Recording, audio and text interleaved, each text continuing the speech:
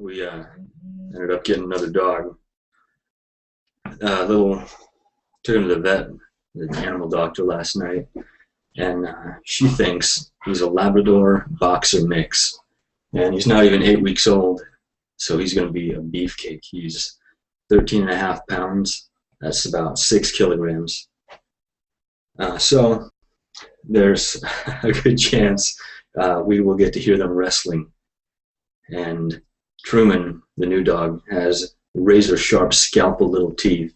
So sometimes he'll be playing with our first dog, Sadie, and she'll flip out because he'll bite her ear. I mean, just playing around, but he's got sharp teeth, man. So if we hear any of that, that's what's going on, because they are unsupervised. Anyway, something that kept coming to mind, just this verse in 2 Timothy. I knew it was a Timothy, but I didn't know which one, so I read both a couple times. But let's see. 2 Timothy 3, 1 through 9. I like paper just because I could easily look it up on my phone or have it on the computer or whatever, but I don't know. It's nice having some kind of paper to read sometimes, I guess. I do everything else from my phone. That's them playing around. Anyway, 2 Timothy 3, 1 through 9. Particularly this first part was what kept coming to mind. But know this, that in the last days perilous times will come. For men will be lovers of themselves, lovers of money, boasters, proud, blasphemers, disobedient to parents, unthankful, unholy, unloving, unforgiving, slanderers, without self-control, brutal, despisers of good, traitors, headstrong, haughty, or arrogant, lovers of pleasure rather than lovers of God, having a form of godliness but denying its power. Could these people be Christians? I know plenty like that. You're not even being judgmental.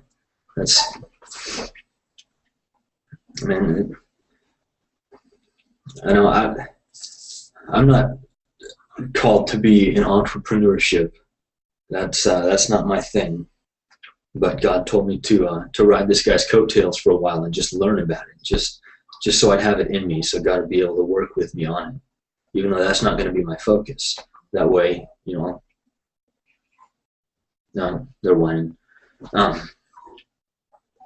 That way I'll be able to, God will be able to pull that out of me when He needs to, which, hasn't happened yet. I don't even know where I was going with that. Crap, where was I going with that?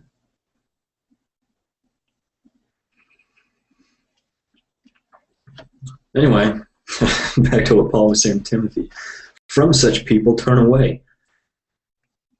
Verse 6, for of this sort are those who creep into households and make captives of gullible women, loaded down with sins, led away by various lusts, always learning and never able to come to the knowledge of truth.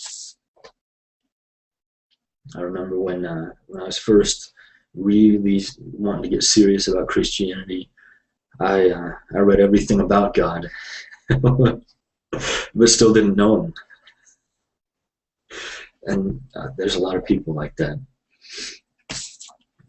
Man, I still don't know where I was going earlier, talking about the whole entrepreneurship thing. Oh well, we're still getting used to this new dog and the way the dogs are interacting.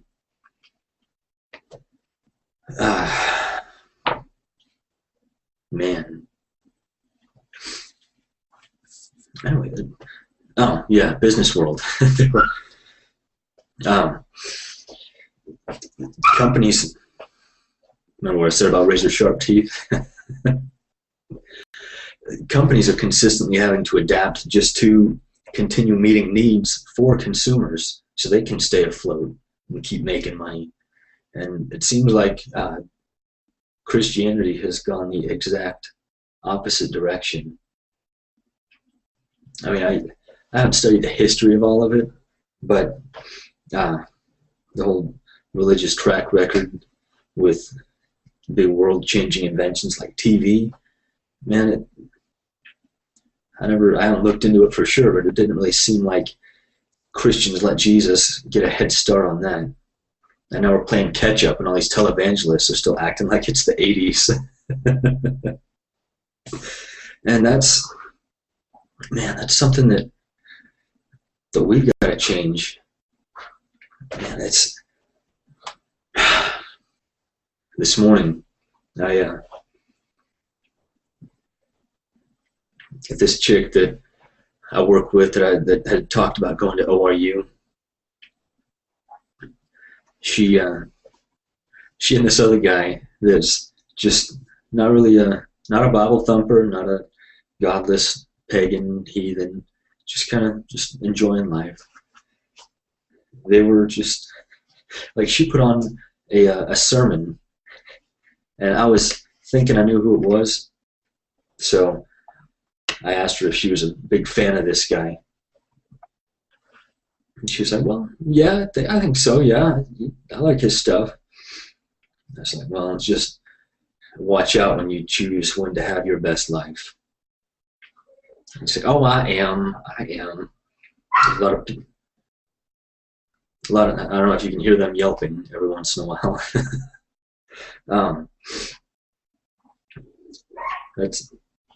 They're wrestling. A lot of people around here talk Southern, so I like to quote them with a Southern accent. And it makes one lady all self-conscious, but she's a good sport about it. And so this girl was enjoying listening to it, and the guy was being a good sport about it too, which actually kind of surprised me. But he's really easygoing. And then I had a minute with him a little later on across the building where we work. And I was like, hey, I don't know you're a fan of this guy. He's like, well, honestly, I'm not. It's just something about those big, super, ultra, mega churches that just compromise, and it's all about feel good, and it just strikes me as lazy. And that was him talking about it. So I just wanted to give him a hug. Because you could tell just by interacting with him and his demeanor that somewhere in him Jesus was in there. But it was more like the linen closet or the attic or something, not really the living room or kitchen part of him. Can you hear them? Because they've been going at it. I've been thinking about that all day. And how it is just lazy Christianity. And this guy, man,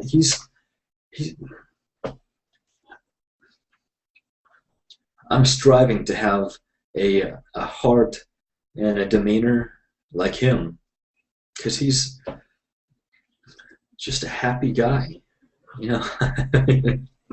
Don't get me wrong, I'm not putting him on a pedestal. He reminds me of how much more I have to go, and I've got God on my side, man. I got Jesus helping me out. What excuse do I have? And he's got the weed and a nice street bike.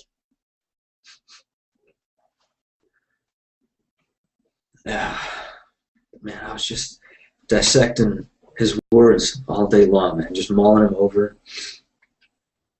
And it's nice to hear other people just hit the nail on the head when it comes to issues with contemporary Christianity. Because it's not about treating church like a business and treating people like commodities, regardless of how big you can smile and how long you can smile. I remember when Carrie and I got married, we had all these pictures to take, and my face was hurting not even halfway through. It was awful. And, man, we as Christians have to learn how to adapt. I mean, meet changing needs. It's not the gospel that changes. It's not Jesus, it's not God, it's not the Bible, it's not the Holy Spirit. It's not the foundation that changes. It's how we bridge the gap with people. Man, I mean, you look at how business is trying to think a step ahead on meeting people's needs. Like, well, you know, we've got this trick, and that's pretty cool, but how can we go a step ahead to make people really want this product, like feel like they have to have it, like they need this product? And without selling Jesus, that's what we have to learn how to do. How can we change in ourselves to make these people look at us and want more of what we have, or any of what we have? I think they've calmed down now. And that's really something that we've got to focus on. Man, we've got to adapt and evolve. The dreaded E word. I saw it. Truman! We ended up naming the puppy Truman because that was Carrie's favorite president. Oh no. And they ran out. Oh, he just hit the door. I was going to pull him up here for a cameo, but he ran back out. He likes to chew on the corners of the couch, so I got to make sure that don't happen. Anyway. Come on. Yeah. No? Not so much. You hear his tail hitting the box over here. Oh, there it goes. I tried. I want to do it when he's like 90 pounds. I don't know what that is in kilograms.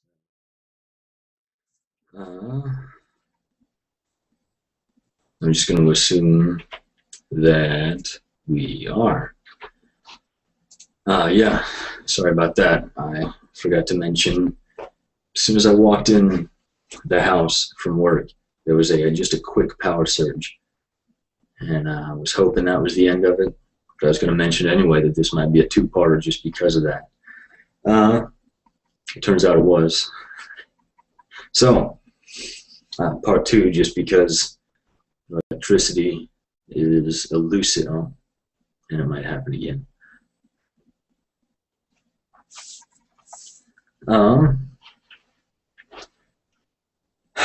So, we went over 2 Timothy 3, 1 through 9.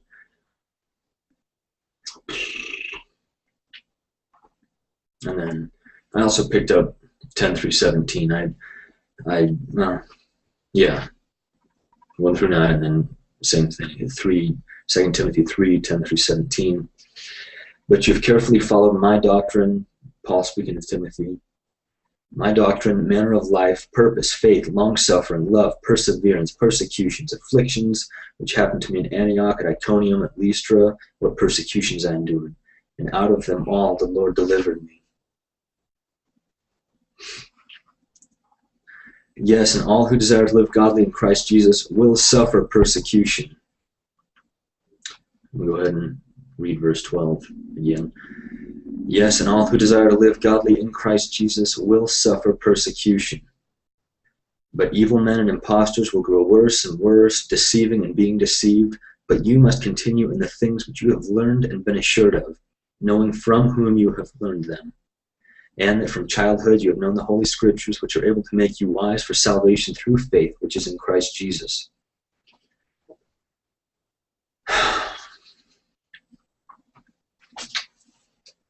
So, what does that mean?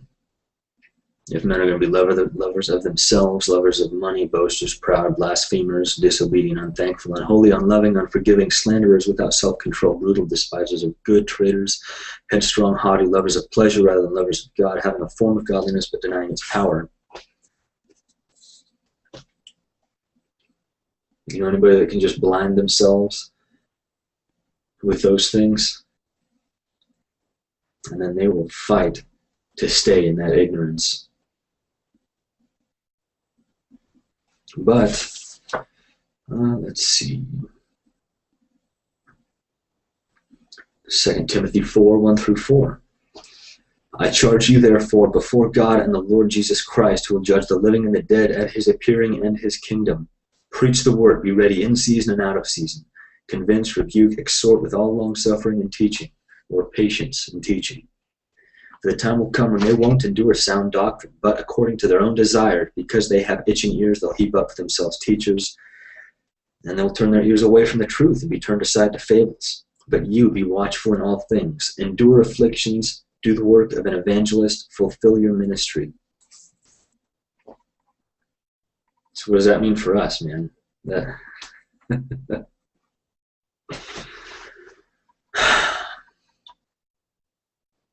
it means we got to suck it up and count the cost. We've got to adapt to the needs. We got to make sure that we have enough of Jesus flowing through us, that we can not only be graceful about receiving all of this negative stuff from people, even people in the church that don't want to know truth, but stuff, just being disrespected in general, basically, for the name of God, because we're trying to bring the knowledge of God around.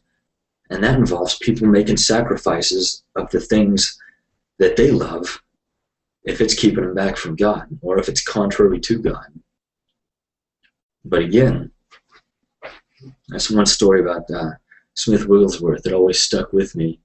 There was this Smith was just going around preaching somewhere, and some guy came up to him and he was like, "Smith, I need you to pray for me. I've been an alcoholic for 30 years. How long? 28, 30, 40. He's an alcoholic. What's it matter how long?"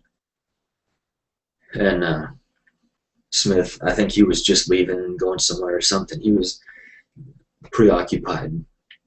And Smith's like, "Well, pray in tongues. What do you expect me to do?" And I forget how long it was before Smith went back to this little town. And then the guy came up to him, got all in his face. It's like, "You knew praying in tongues was going to take that alcoholism out of me. You just told me to do it anyway." And acting all offended and butthurt about it. I'm like, really? It was the best thing you could have done. And then the best thing we can do for these people is just be a bridge between them and Jesus, or a conduit, or whatever it takes to join those two. And that usually means us getting walked on. What else do you do on a bridge?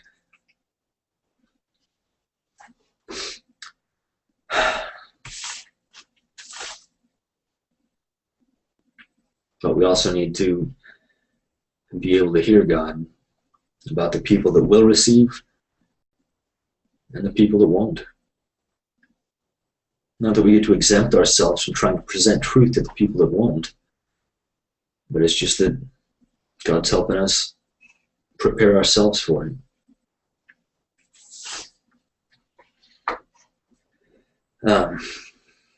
And let's talk about 1 Corinthians 13. We all know that's the love chapter, but I just want to focus on verse 4 through 7. Love suffers long and is kind. Love doesn't envy. Love doesn't parade itself, is not puffed up, does not behave rudely, doesn't seek its own, is not provoked, thinks no evil, does not rejoice in iniquity, but rejoices in the truth. And the important thing, especially for us right now, bears all things, believes all things, hopes all things, and endures all things.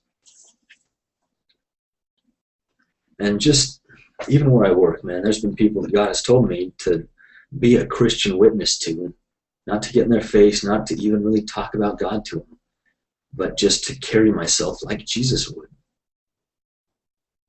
Just to be a testimony. And, you know, maybe I'm just a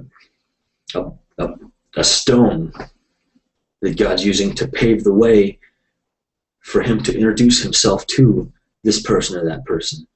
So what? Man, I should be trying to carry myself like Jesus anyway. And there's people God has told me to focus on investing more in, and people that God has told me to invest on focusing even more in. Because we're not all the same person. We're all going to reach different people. But that doesn't mean that people were not specifically called to invest the most of ourselves in. It doesn't mean we cop out and crap on them. So we're all trying to work together.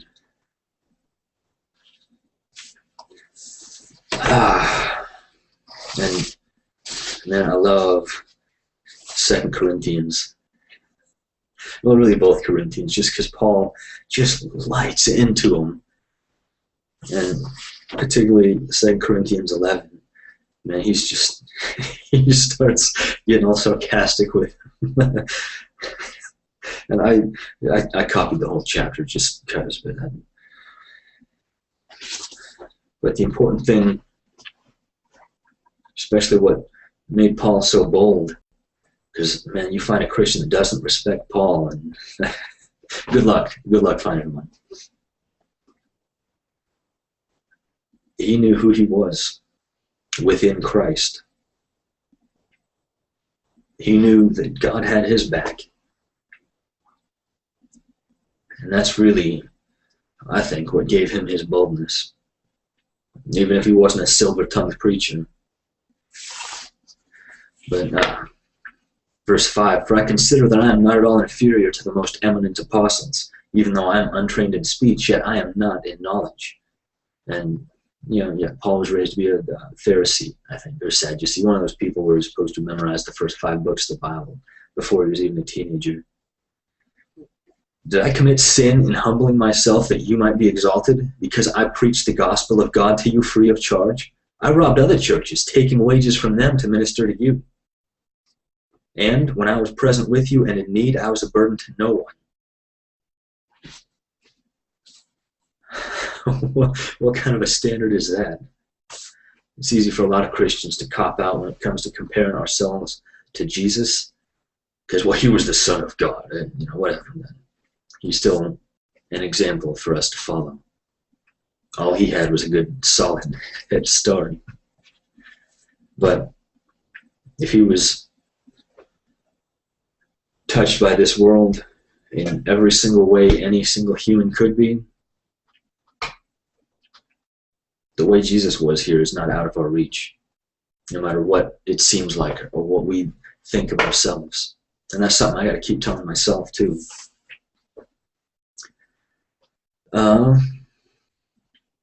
But what I do, I will also continue to do, that I may cut off the opportunity from those who desire an opportunity to be regarded just as we are in the things of which they boast. For such are false apostles, deceitful workers, transforming themselves into apostles of Christ. And really, man, it's just, if you infer all of this stuff and just put it in one big melting pot, if all these people are going to focus on being lovers of themselves, self-centered, haters of good things or lovers of evil things, they're going to be so focused on what's in it for them. Man, when you're so consumed with yourself like that, and you still can't make ends meet,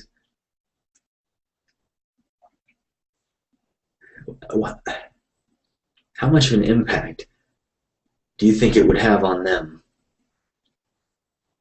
if you just give of yourself to them just because?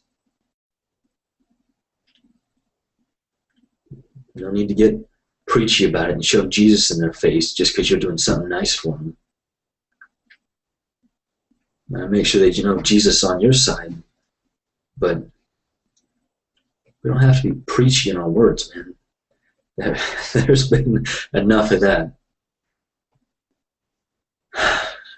But how can we prove it to people? That's really what it comes down to. It's, man, if God's my sponsor, what am I not going to be able to do for somebody? I remember when when I first started working at this movie theater, I worked my way up to management from floor staff, and I was still a lot more timid then. And first started as a little junior underling manager, and I was just, I guess, scared to confront people, get them in trouble. You know, I wasn't sure who, if anybody, was going to have my back. Eventually, it ended up not being a problem getting in people's face, and then we kind of took it overboard and just went on a firing binge of people.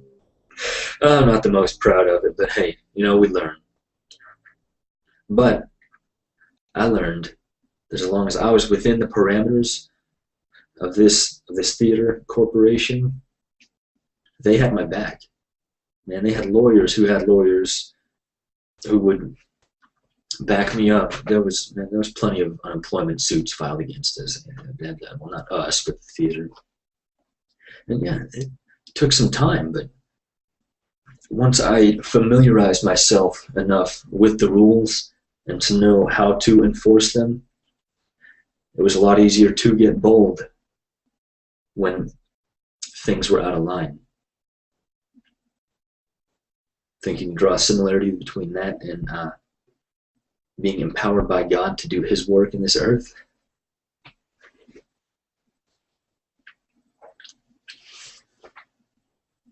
He's been talking to me a lot about safety nets too, and I've mentioned them on here before, here and there.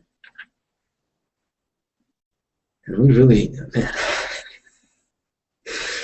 Carrie was having a conversation with somebody. This person said I was judgmental towards or about people with mental illnesses just because I'm short. I had no tolerance for it. I mean, you say you're depressed, okay, why? Get over it. Man, I had some stuff to deal with. Carrie had some stuff to deal with. What's the root cause, and do you want to get better? If you do, then why are you staying in that boat? Man, there's absolutely no reason to justify that kind of crap. I don't know why she thinks I'm judgmental. But this friend kept talking about how, you know, it's just not something you get over. And this person is like half Christian, so Carrie can talk Christian with her, but only so much.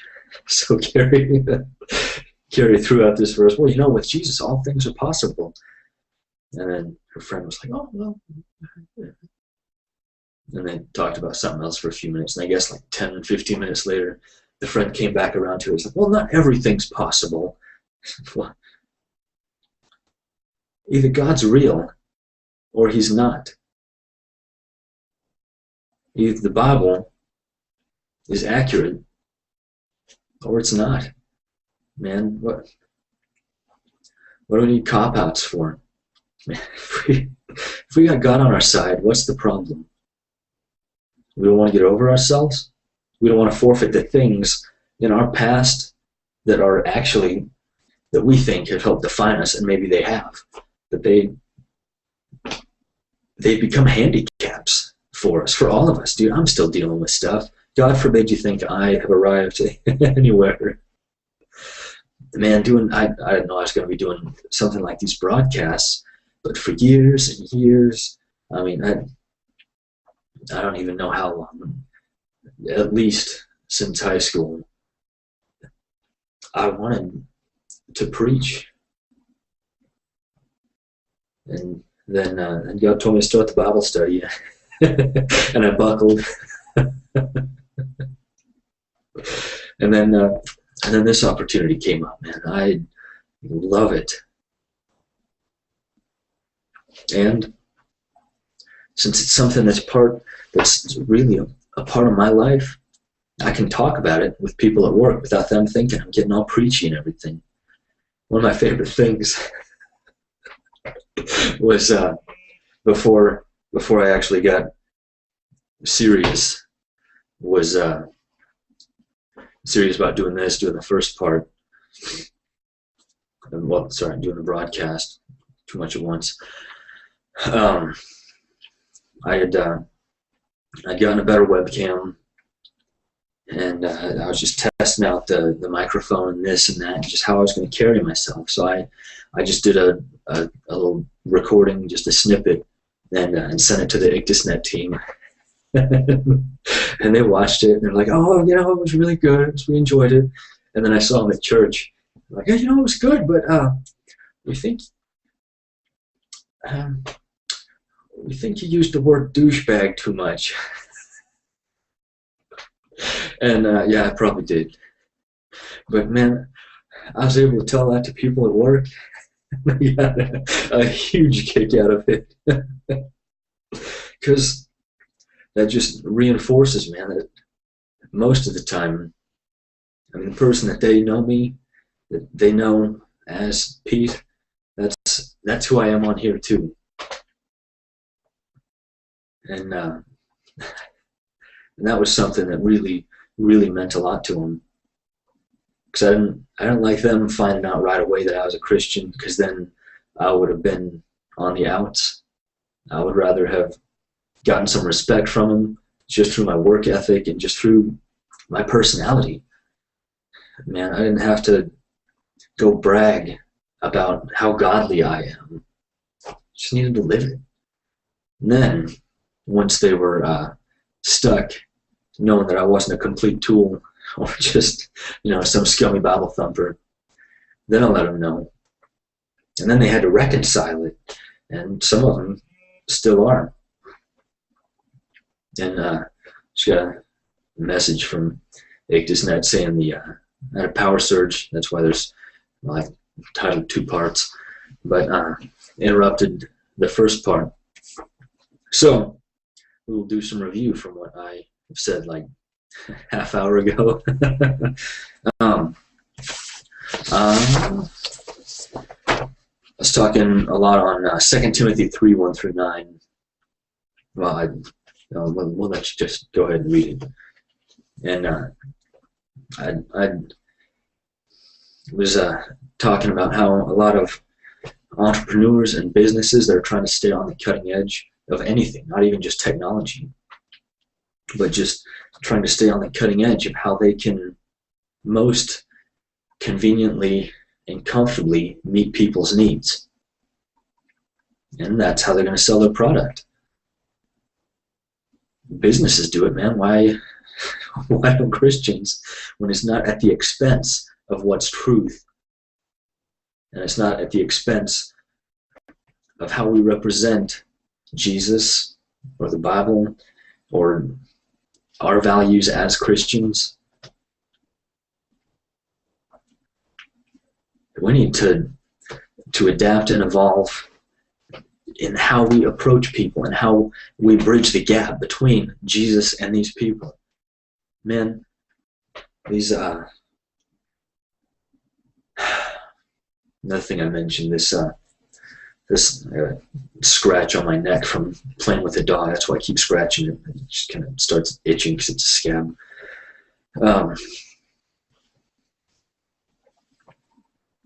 This girl I work with a few days a week, she was talking about how she wants to learn more about God, but she wants to do it in a school environment. But Rhema Bible College and Oral Roberts University here in Tulsa are both too expensive. And you know, but that hunger is there. And you know, every once in a while they've been listening to just really churchy music, and every time I walk by I laugh just because it's so corny. But that's where their heart is, man. That's what they have. More power to them, man. It's mostly just this chick, and then one of the nicest guys I work with.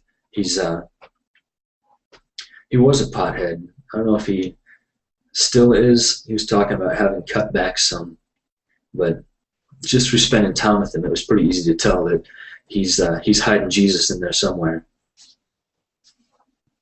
And they started actually listening to a sermon today, and it was from one of those super mega churches, one of those pastors. And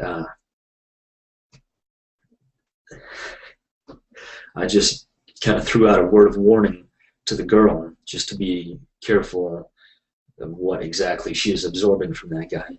Not out of paranoia, just a respect thing. And she knew that, no matter how it comes across to you guys and how I was summarizing it. But then I got a chance to talk to this guy too that's hiding Jesus in him. I had a free minute with him. I said, I don't know you like this preacher. And he's like, well, honestly, I don't. He said, it's just one of those mega church feel-good guys that it just seems lazy. And yeah, it is. It's not talking about how we'll have our best life in heaven. Well, when are we going to have it?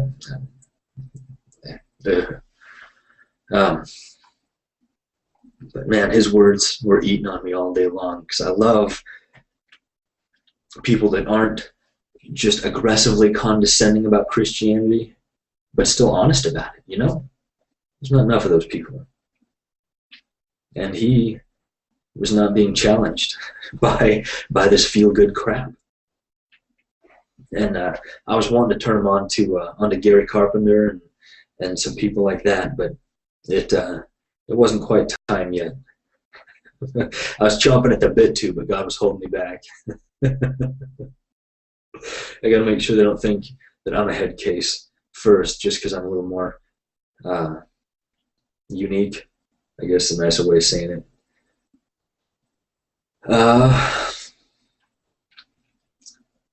Another interesting thing too, this same girl last week, I think, she was talking about all these things she's going to do when she wins the lottery.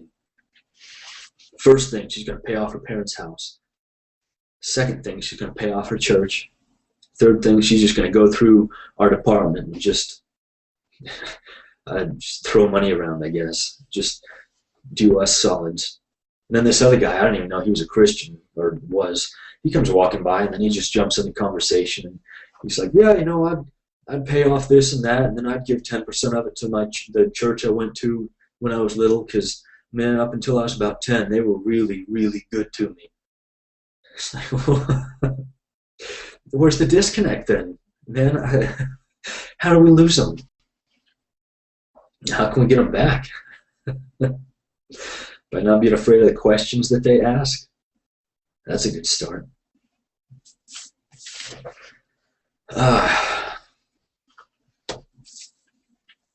But you can't be afraid to just adapt in the way we meet people. Meet people's needs, meet them where they're at. Whatever it takes to introduce them to Jesus, man, as long as it doesn't misrepresent what we're trying to stand for as Christians, how are we not obligated to do it for these people? Where's God's heart? It's in trying to get these people saved, and that's his desire, get the whole world to have the knowledge of God. And it's in there, man. It's like invisible ink. You ever mess with that? You got to shine a special light over it to get to see what was written with this ink. It's like that, man. All of creation is, God is through all of it. But he's just hidden enough that you got to look for him. And most people are too good for that. And a lot of us get discouraged too, because sometimes we start out on the wrong trail and we don't know it. And we go quite a ways. And then we're too proud to admit that we've spent 10, 20, 30 years investing ourselves in what is not Jesus. And I think that's the worst part about trying to minister to Christians. Yeah. Ah, man. I don't even remember where the power surge was. I just kind of started running off at the mouth again after I found out it didn't look like that first part was saved.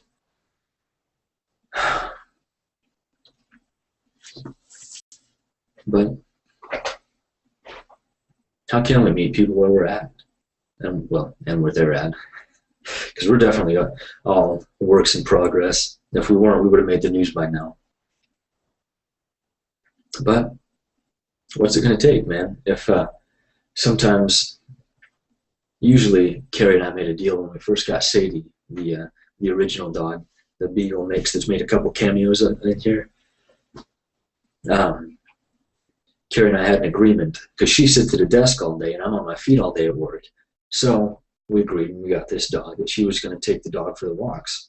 But every once in a while, if I got something on my mind, I'll start walking the dog. And then I'll see these people that their lawn is just unkempt, in disarray for whatever reason. I'll think, man, I would love to do something nice for them just to give them some hope for humanity. But if I got this big, loud lawnmower out there on their yard, of course they're going to hear me. I have no idea how to get that done, but it is something that I've been thinking about. I'm not even trying to brag. It's just, that's something we can do. What we're supposed to be doing is being a light for these people as they go through this awful tunnel of themselves to find Jesus at the end of the tunnel. Man, he's the ultimate light. We're just trying to shine the best we can to help guide them there. And how much of that's supposed to be through words? Yeah, how can they preach if they're not sent? But, man, how much more of it's in actions? That's what really exposes where our heart is. We can talk all day long about how much we love God and then just go shack up with the neighbor or whoever else.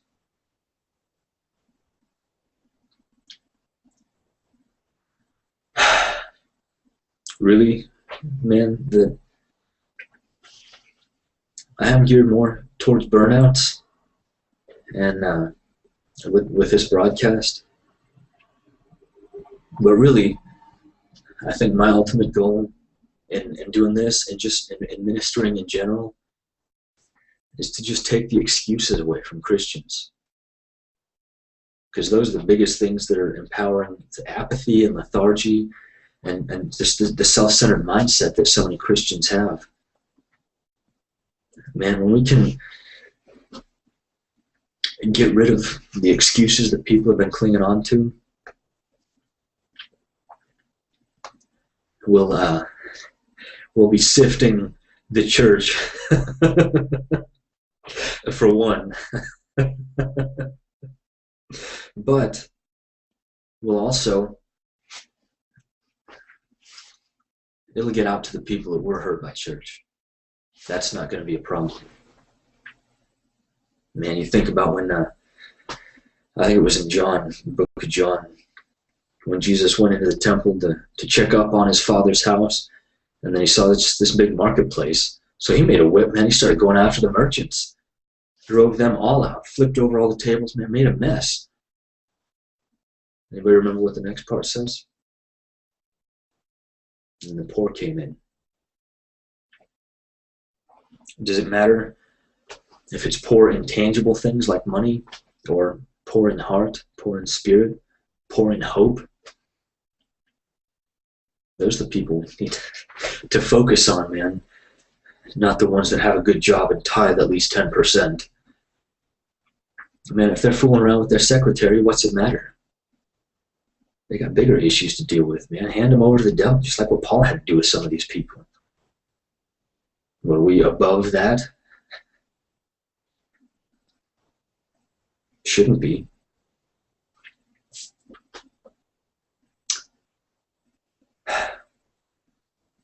Yeah. And since evidently the first part of this broadcast got interrupted by a power surge and wasn't saved, I was telling everybody about how Carrie and I got another dog. A coworker about ran him over 2 miles from where we work in kind of a ghetto part of town, and he's a boxer Labrador retriever, Labrador retriever mix, and the vet thinks he's going to be a beefcake. He's not even 8 weeks old, and he's already 13.5 pounds or 6 kilograms, and he's going to be big. I tried to get him up here, but he's a little clumsy, and as soon as he looked at me, realized I was trying to pick him up, he went and started chasing our other dog. But we'll get him on here one of these times. Then you'll get to see his dopey-looking square head. Anyway, yeah, sorry this wasn't as linear as I was hoping it would be. But when you lose electricity for a second and everything gets cut off, I guess that's what you're stuck with. So maybe next week I will have an uninterrupted power supply that I'll be plugging a few things into. Anyway, till then, I hope you guys do well. Thanks. Love you guys. See you.